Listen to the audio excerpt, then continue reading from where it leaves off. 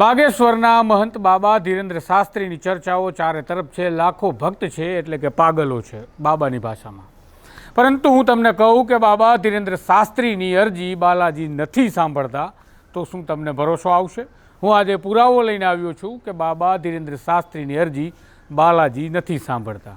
વાત કરીએ વિગતવાર આ વિડીયોમાં કે કેવી રીતે નક્કી થાય છે કે બાબાની અરજી બાલાજી નથી સાંભળતા. વૈષ્ણવજન તો તેને કહીએ જે પીડ પરાઈ જાનાને રે. નમસ્કાર, હું છું આપની સાથે તુષાર બસિયા. નવજીવન ન્યૂઝમાં આપનું સ્વાગત છે. મધ્યપ્રદેશના છત્તરપુરના બાગેશ્વર ધામના મહંત બાબા ધીરેન્દ્ર શાસ્ત્રી હાલ ચર્ચામાં છે. દેશમાં તેમના કહેવાતા દિવ્ય દરબારો યોજાઈ રહ્યા છે અને કહેવાતી રીતે લોકોની સમસ્યાના નિવારણ આ બાબા ધીરેન્દ્ર શાસ્ત્રી કરી રહ્યા છે. ધીરેન્દ્ર શાસ્ત્રીના દરબારમાં કોઈ પણ વ્યક્તિ જાય અને તેના વિશે આખી ચિઠ્ઠી કાઢી નાખે એટલા હોશિયાર અને બાહોશ છે આ ધીરેન્દ્ર શાસ્ત્રી, તેવો દાવો કરે છે. લોકોની સમસ્યાને જાણી જાય છે અને તેનું નિરાકરણ લાવે છે. પરંતુ આજે આપણે વાત કરવી છે કે તેમની અરજી બાલાજી નથી સાંભળતા, એટલે કે તે જે દાવો કરે છે એનો પોકળ છે. દેશમાં ઓરિસ્સાના બાલાસોર ખાતે ટ્રિપલ ટ્રેનનો અકસ્માત થયો. 288 લોકો મોતને ભેટ્યા, 1100 જેટલા લોકો ઘાયલ થયા છે. આ ઘટના ખૂબ જ દુઃખદ અને સરકાર માટે નિંદનીય છે, કારણ કે તેઓ સુરક્ષા ન કરી શક્યા પોતાના રેલવેના વિભાગની, રેલવેના ટ્રેકની કે પોતાની ટ્રેનની. આ અકસ્માત મામલે અનેક સવાલો પેદા થયા છે કે કઈ રીતે અકસ્માત થયો છે. પરંતુ આપણે ફરીથી આવીએ બાબા બાગેશ્વરની વાત પર. એક પત્રકારે બાબા બાગેશ્વરને સવાલ કરી નાખ્યો કે શું તમે જાણો છો કે દેશમાં કોઈ મોટી દુર્ઘટના કે અનહોની બનવાની છે?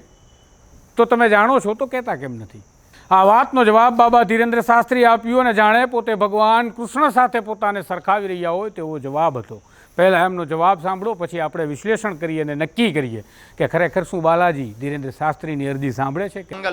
તમે સાંભળ્યું એ પ્રકારે ધીરેન્દ્ર શાસ્ત્રીએ કહ્યું કે દેશમાં કોઈ મોટી ઘટના ઘટવાની હોય એનો મને અંદેશો આવી જાય છે, પરંતુ ઘટનાનો અંદેશો આવવો અને તેને રોકી લેવી આ બંને બાબત અલગ છે.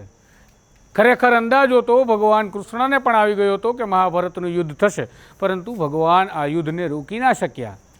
તો શું પોતાને કૃષ્ણ સાથે સરખાવી રહ્યા છે ધીરેન્દ્ર શાસ્ત્રી? આ પ્રથમ સવાલ છે. હવે આપણે વાત કરીએ કે તેમની અરજી કેમ બાલાજી નથી સાંભળતા એ નક્કી થાય છે. તેમણે કહ્યું કે હું દરરોજ પહેલી અરજી દેશ માટે લગાવું છું અને મારા દેશની કામના કરું છું કે કોઈ અમંગળ ઘટના ન બને.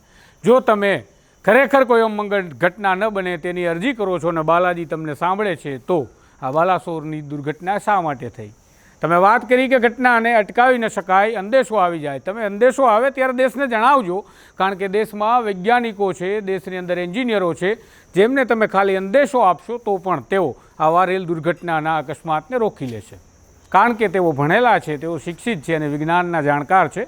તમને બસ આધ્યાત્મિક રીતે અંદાજો આવે, તમે જાણકારી આપી દો. તમે જાણકારી નથી આપતા તો તમે પણ આ ટ્રેનના અકસ્માતના દોષિત છો. તમને અંદેશો હતો અને દેશની સાથે થયેલા દ્રોહના તમે ભાગીદાર બન્યા એવું કહી શકાય.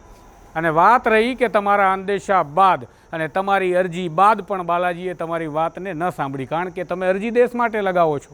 તો શા માટે આ દુર્ઘટના ઘટી? કારણ કે બાલાજી તમારી અરજી નથી સાંભળતા. મને આશા છે કે બાલાજી આ બધું જોતા હશે અને યોગ્ય સમયે યોગ્ય ન્યાય કરશે.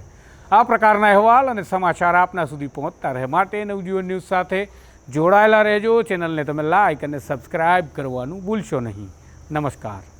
વૈષ્ણવજન તો તેને કહીએ જે